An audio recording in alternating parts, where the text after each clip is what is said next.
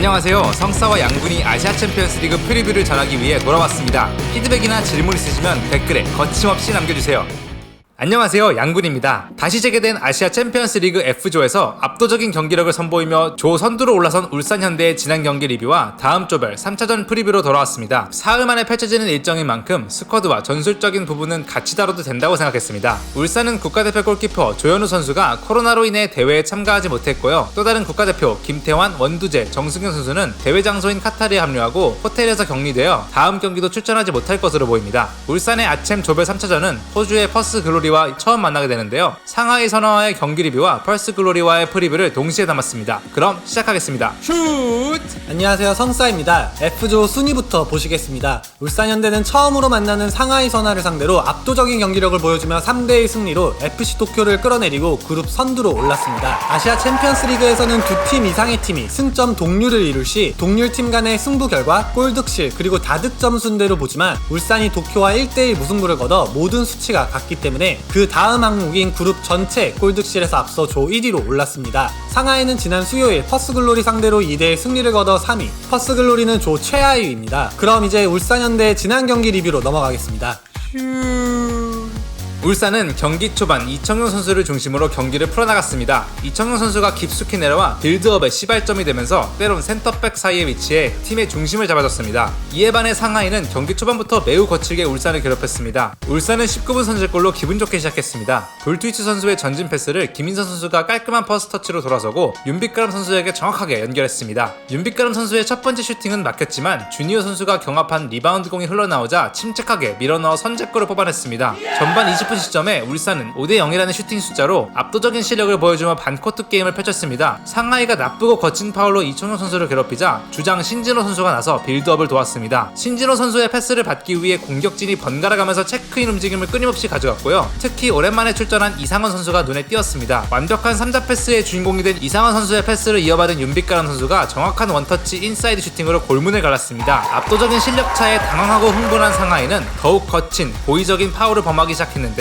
심판의 이런 반칙에 조금은 관대하지 않았나 싶습니다. 후반전도 여유있는 경기 운영으로 울산은 조금 순조롭게 경기를 운영했고요. 세트피스에서 나온 김기희 선수의 백헤딩 득점으로 리드를 3점 차까지 벌렸습니다. 수비라인의 활약도 빛을 발했습니다. 비록 경기 종료 직전 한 골을 헌납했지만 역습 수비 시 재빠른 복귀 덕에 크게 위협적인 상황을 맞이하지도 않았고요. 오랜만에 출전한 정동호 선수와 김기희 선수 또한 집중력 유지에 철벽 같은 모습을 보였습니다. 그럼 더 자세한 전술 분석과 스쿼드 상황은 성사가 전하겠습니다. 슛!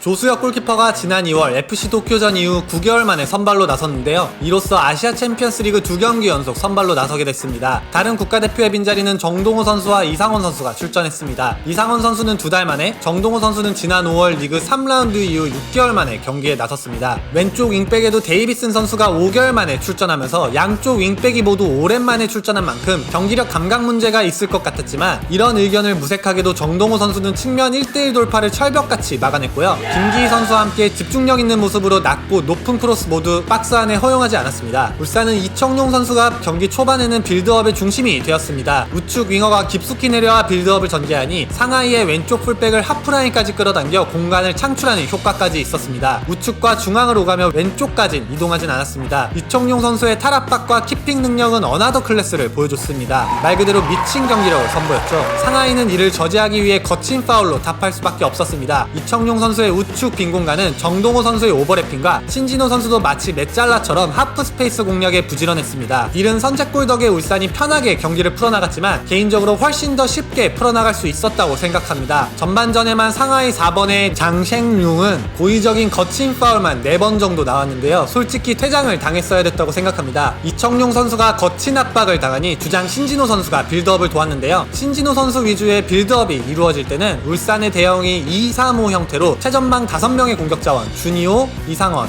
김인성, 윤빛가람, 이청용 선수가 수시로 체크인 패스를 받기 위해 내려와 상대 수비를 끌어들이고 다른 동료들이 부지런하게 창출된 공간으로 침투를 시도했습니다. 체크인 패스는 지공 빌드업에서 공격진이 수비나 미드필더진의 공을 받기 위해 내려가 원터치 패스 리턴으로 상대 수비의 시선을 끌던지 내려오면서 생긴 공간을 창출하는 게 주된 목적입니다. 이런 체크인 움직임을 통한 3자 패스가 완벽하게 이루어져 울산은 추가골 득점에 성공했습니다. 김기희 선수의 전진 패스를 이상원 선수가 센스 있게 흘린 뒤 본인이 외국인이 창출한 공간에 다시 침투했고요. 주니오 선수가 이를 이상원 선수에게 정확히 연결했습니다. 이상원 선수 또한 욕심내지 않고 원터치로 내줬고 윤빛가람 선수가 원터치 인사이드 슈팅으로 골문을 갈랐습니다. 오른쪽에서 이청용 선수가 포지션에 얽매이지 않고 필드를 누비며 상하이를 괴롭혔다면 왼쪽은 김인성 선수가 폭발적인 스피드로 상하이의 수비를 시종일관 괴롭혔습니다. 상하이 수비가 김인성 선수의 치다를 전혀 막지 못했는데요. 마무리만 보완된다면 이번 대회에서 수준 높은 활약을 보여줄 것이라 생각합니다. 이상원 선수도 앞서 말씀드렸듯이 지난 경기 오프더블 움직임이 굉장히 뛰어났는데요. 슈팅 타이밍은 조금 더 빨라야 되지 않을까 생각해봤습니다. 계속 상대 수비의 슈팅이 블록당한다는 것은 조금은 뻔한 슈팅 패턴이라는 건데요. 간결한 퍼스트 터치와 함께 흔히 말하는 반박자 빠른 타이밍에 슈팅이 이루어진다면 이상원 선수 또한 곧 득점을 올릴 수 있지 않을까 싶습니다. 울산현대의 조별리그 3차전 상대인 퍼스그로리는 15년 만에 리그 트로피를 들어올리고 처음으로 아시아 무대에 진출했습니다. 하지만 올 시즌은 성공적인 한 해를 보냈다고 보긴 어렵습니다. 정규 시즌 6위, 턱걸이로 최종 플레이오프에 진출해 4강에서 탈락했습니다. 퍼스그로리의 득점과 실점은 울산에 비해 부족해 보입니다. 울산은 막강한 공격 자원으로 경기당 2골씩 기록하면서 0점대의 실점률을 유지했지만 퍼스그로리는 득점과 실점 모두 무난한 숫자를 보입니다. 최근 5경기 동안 울산이 앞섭니다. 2승 1무 2패지만 지난 상하이와의 경기력이 너무나도 압도적이어서 이번 경기 또한 기대가 됩니다. 퍼스그로리는 지난 수요일 상하이 선화에 2대1로 패해 최근 5경기에서 단 1승밖에 거두지 못했습니다. 슛!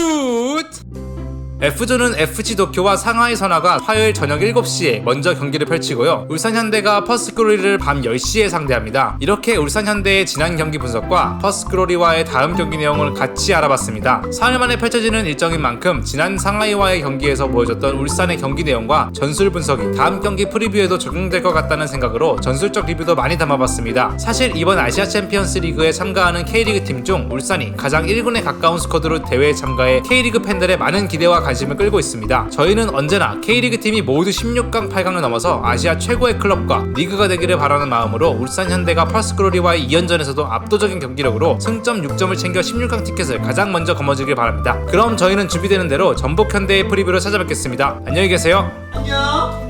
여러분의 생각은 어떠신가요? 댓글에 여러분의 생각도 남겨주세요. 피드백은 언제나 환영합니다.